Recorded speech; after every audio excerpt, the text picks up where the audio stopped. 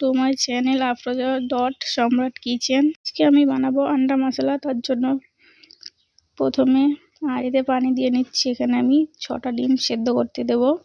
এখানে আমি 6টা ডিম দিয়ে দিচ্ছি সেদ্ধ করার জন্য। আর আপনারা ভিডিওটা প্রথম থেকে শেষ পর্যন্ত অবশ্যই দেখবেন। গুলো দিয়ে দেওয়া হয়ে গেছে। এবার আমি কিছুটা তেল দিয়ে দেব। গ্যাসটাকে অন করে ডিমগুলোকে সিদ্ধ হতে দেব।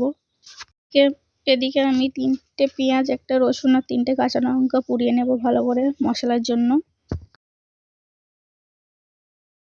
তো ডিমগুলো সিদ্ধ হয়ে গেছে। এবার আমি গ্যাসটা অফ করে ডিমগুলোকে ঠান্ডা হতে দেব।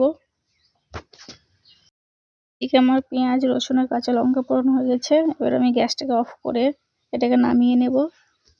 কড়াইতে আমি দিয়ে দেব এবার একটা দারচিনি, 4টে জিরে, তেজপাতা আর 1টা শুকনো লঙ্কা। এবার এটাকে আমি ভালো করে ভেজে নেব।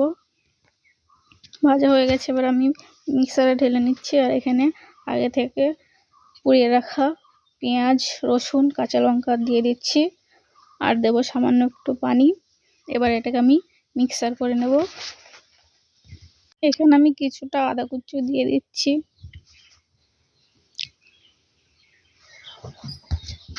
দেখতে পাচ্ছ আমার মিক্সার করা হয়ে গেছে। এবার আমি একটা বলে ঢেলে নেব। আর এবার আমি ডিমগুলোকে ছিলে নেব। তো এরকম ভাবে ডিমগুলো ঘুরিয়ে নিলে কিন্তু এর ছিলকাগুলো খুব ভালোভাবে বেরিয়ে যায় আর বেশিক্ষণ টাইমও লাগে না। তো আমি এইভাবে সব ডিমগুলোর খোসা ছাড়িয়ে নেব এবং এইভাবে চার সাইড থেকে একটু একটু করে কেটে দেবো যাতে মশলাগুলো এর ভেতরে ভালোভাবে যেতে পারে। তো আমি আরেকটা ডিম তোমাদের কেটে দেখে দিচ্ছি। এরকমভাবে কেটে নিলে কিন্তু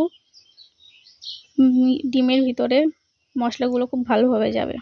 তো এবার আমি সব ডিমগুলো একই রকমভাবে কেটে নিয়েছি। এবার এখানে আমি হলুদ আর লঙ্কা গুঁড়ো দিয়ে ভালো করে মিক্স করে নেব।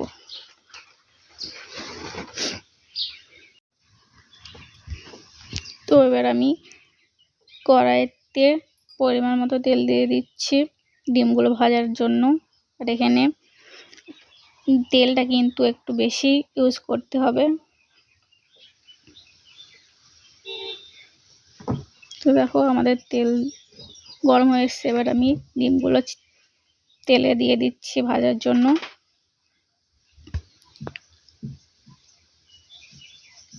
গুলোকে এবার আমি নেড়ে চেড়ে ভালো করে ভেজে নেব এবং একটু বেশি করে ভাজতে হবে।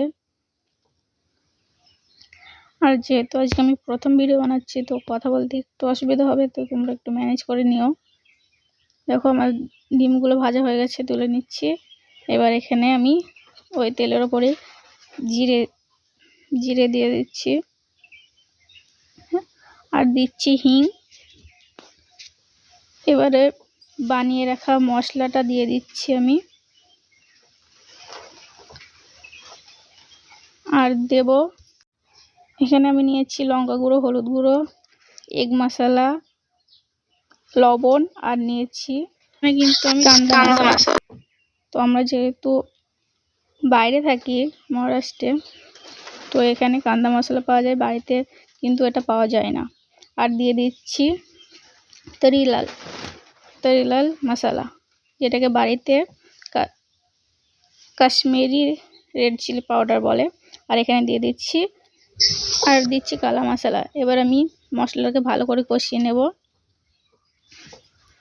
তো দেখতে পাচ্ছ আর মশলাটা অনেকটাই কষানো হয়ে গেছে। ও আমাদের কিন্তু মশলা থেকে তেল ছেড়ে দিয়েছে। এবার আমি পরিমাণ মতো পানি দিয়ে দেব। আর প্রথমে দেব মশলা ধোয়া পানি আর তারপরে দেব এমনি নর্মাল পানি। আর এটাকে ভালো করে ফুটিয়ে নেব। তো গ্রেভিটা কিন্তু আস্তে আস্তে ফুটতে শুরু করছে এবং দেখুন তোমরা দেখতে পাচ্ছ যে গ্রেভিটা কিন্তু ভালোভাবে ফুটে গেছে।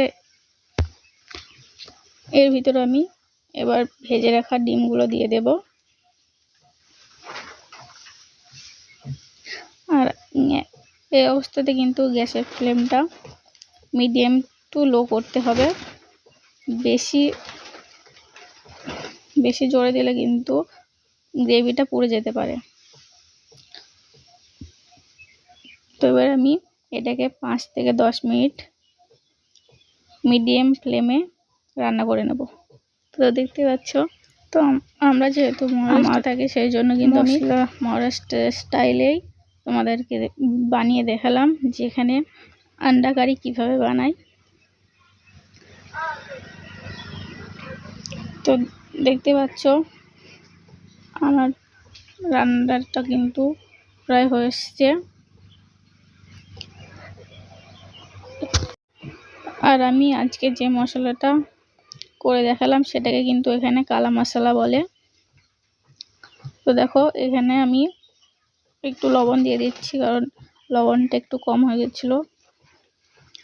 লবণ দেওয়ার পর ভালো করে মিক্স করে নেব। তো তোমরা দেখতে পাচ্ছ আমি কিন্তু ভালো করে মিক্স করে নিয়েছি।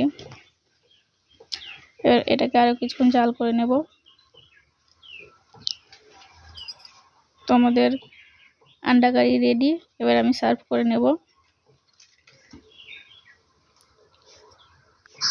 তো দেখো আমি সার্ভ করে নিচ্ছি, এক এক করে ডিমগুলো তুলে নিচ্ছি। এরপরে গ্রেভিটা উপর দিয়ে দেব। এটা কিন্তু তোমরা চাইলে রুটি, পরোটা কিংবা ভাতের সাথেও খেতে পারো। এটা কিন্তু সব কিছুর সঙ্গেই খেতে দারুণ লাগে। তো দেখো আমার কিন্তু সার্ভ করা হয়ে গেছে, এটা হচ্ছে ফাইনাল লুক। তোমরা কিন্তু অবশ্যই বাড়িতে একবার ট্রাই করো। আর আজকের ভিডিওটা কেমন লাগলো আমাকে কমেন্টে জানিও।